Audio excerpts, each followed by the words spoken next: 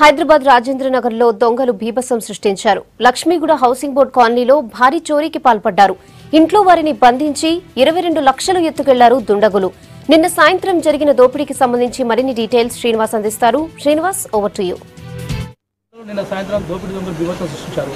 ఓ ఇంట్లో అమ్మాయి ఉన్న చూసి 22 లక్షలు ఎత్తుకెళ్లారు. అయితే ప్రధానంగా నిన్న సాయంత్రం 4 నుంచి 5 గంటల సమయంలో జరిగిన ఈ దోపిడీలో పక్కా ప్లాన్తో ఇంట్లో ప్రవేశించిన 4 దుండగులు ఇంట్లో దాచున్న 22 లక్షలు ఎత్తి. అయితే ప్రధానంగా ఈ విషయంలో ఈ కేసులో ఎలాంటి దొంగలు ఎలా ఇక్కడికి వచ్చి ఆ అమ్మాయిని ఎలా బెదిరించారో తెలుసుకున్నాం. చెప్పమ్మా, ఏంటి మీరు? నా పేరు తస్కి అండి. BA ఫస్ట్ ఇయర్ చదువుతున్నాను. హాలిడేస్ తీసుకొని ఇక్కడ వచ్చాను. నా హెల్త్ బాగాలేదంటే హోమ్సిక్ హాలిడేస్ తీసుకొని ఇంట్లో ఉంటున్నా. అప్పుడు మా డాడీ రిజిస్ట్రేషన్కి వెళ్ళారు. అప్పుడు ఈ గేట్ నేను మూసి లాక్ పెట్టుకొని ఇక్కడే ఉన్నా. 5 మినిట్స్ ఇట్లా ఉండి మా రూమ్లో వెళ్ళి లాక్ చేస్తున్నప్పుడు నేను చూసిన 4 మెంబర్స్ ఫస్టే హాల్లో ఉన్నారు. నేను షాక్ అయ్యి ఎక్కడి నుంచి వచ్చారు ఏమని చెప్తే ఒక మనిషి వచ్చి నాకు కొట్టారు. ఇంకా ఒక మనిషి వచ్చి నాకు పుష్ చేసి ఆ రూమ్లో వేసేసారు. రూమ్లో వేసి లాక్ చేశారండి. లాక్ చేసిన తర్వాత నేను కూడా లాక్ చేసేసి రూమ్లో లోపల నుంచి మా డాడీకి కాల్ చేసిన. మా డాడీకి కాల్ చేస్తే అక్కడ నుంచి మా డాడీ ఫోన్ చేశారు వాళ్ళ ఫ్రెండ్కి. మా ఈవినింగ్ నువ్వు ఇక్కడ ఉన్న టైంలో బ్యాక్ సైడ్ నుంచి వచ్చారా? ఎక్కడి నుంచి వచ్చారు వాళ్ళు? బ్యాక్ సైడ్ నుంచి ఏమో, కానీ ఇక్కడ ఫ్రెష్ ఉన్నాయి మార్క్స్. ఏమైనా సౌండ్స్ వచ్చాయా వాళ్ళు వచ్చినప్పుడు? ఏం రాలేదండి. నేను ఇక్కడే ఉండేది. రెగ్యులర్గా మీ ఇంట్లో ఎంతమంది ఉంటారు? అంటే మీతో పాటు ఇంకెంతమంది ఉంటారు? అంటే మా ఫ్యామిలీ 5 మెంబర్స్ ఉన్నారండి. మా తమ్ముడు, నా చెల్లె, నేను, మా డాడీ, మా మమ్మీ. మా మమ్మీ అమ్మమ్మ దగ్గర ఉండేది.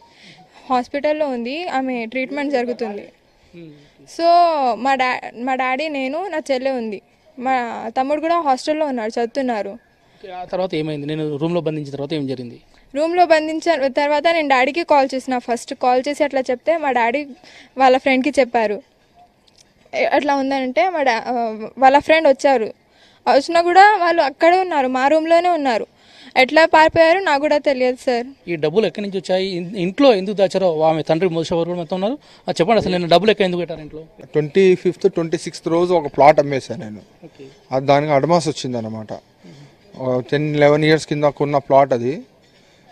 నాకు డబ్బులు అవసరం ఉండి కొంచెం ప్రాబ్లమ్స్లో ఉంటే అమ్మేసిన నేను. ఆ వచ్చిన అమౌంట్తో తీసుకొని వచ్చి ఇంట్లో పెట్టిన. అది డబ్బులు ఇంట్లో మీరు ఎన్ని రోజుల కింద పెట్టారు? ఒక 9 days అవుతుంది. అంటే ఈ డబ్బులు ఇంట్లో ఉన్న సంగతి ఎవరు తెలుసు? మీ ఇంట్లో పాటు మా ఇంట్లో తప్ప ఎవరికి తెలియదు. అది ఫ్లాట్ కొన్న వాళ్ళు ఎవరు? ఎక్కడ ఏరియా వాళ్ళు? మనకు తెలిసిన వాళ్ళే, ఫ్రెండ్సే, తెలిసిన వాళ్ళే. ఇంతకుముందు వాళ్ళ పేరు మీద ఉండే ప్లాటు, మళ్ళీ ఇప్పుడు వాళ్ళే తీసుకున్నారు. మీరు కంప్లైంట్ చేశారా పోలీసులకి? ఎవరి మీద సస్పెక్ట్ చేస్తున్నారా మీరు? పోలీస్ వాళ్ళు అయితే కంప్లైంట్ చేసినాము. పోలీస్ వాళ్ళు బాగా కోఆపరేట్ చేస్తున్నారు. మార్నింగ్ 6 o'clock నుంచి ఇక్కడ టీం వచ్చి మా ఎంక్వైరీ చేస్తున్నారు, పక్కకు ఎంక్వైరీ చేస్తున్నారు. సీసీ కెమెరాస్ ఉన్న ఏరియాలో సీసీ కెమెరాస్ మొత్తం ఫోటేజ్ తీసేసుకుంటున్నారు. బాగానే చేస్తున్నారు వాళ్ళు. అంటే మీకు ఎవరి పైన అనుమానం ఉందా? చెప్పలేము.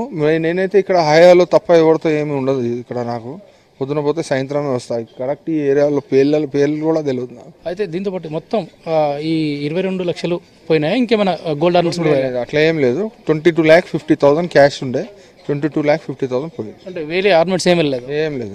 మీరు పోలీసుని ఏం రిక్వెస్ట్ ఇస్తున్నారు? పోలీస్కి మీడియాకి ఒకటే రిక్వెస్ట్, ఆ దొంగలకు పట్టుకొని మా క్యాష్ మాకు ఇప్పియండి. అది చిన్నప్పటి నుంచి సంపాదించిన ఒక ప్లాట్. ఆ ప్లాట్ మాకు అవసరం ఉన్నప్పుడు అమ్ముదాము. పిల్లలు 2 అమ్మాయిలు ఉన్నారు. ఆ అమ్మాయిలకు పనికి వస్తుంది తర్వాత పెళ్ళిళ్ళకు, లేకుంటే ఎడ్యుకేషన్కు అని నేను అసలు ముట్టలేదు. 11 years నుంచి చాలామంది అడిగారు ఆ ప్లాట్ ఇవ్వండి అని. ఎప్పుడు ఎవరికి అమ్మలేదు నేను. ఓకే. అయితే ఈ కేసులో పోలీసులు అత్యంత వేగంగా కేసును దర్యాప్తు చేసి తాము పోగొట్టుకున్న 22 లక్షలను తీసుకురావాలని కోరుతున్నారు రైతులు. కెమెరా వాళ్ళతో శ్రీనివాస్, V6 News.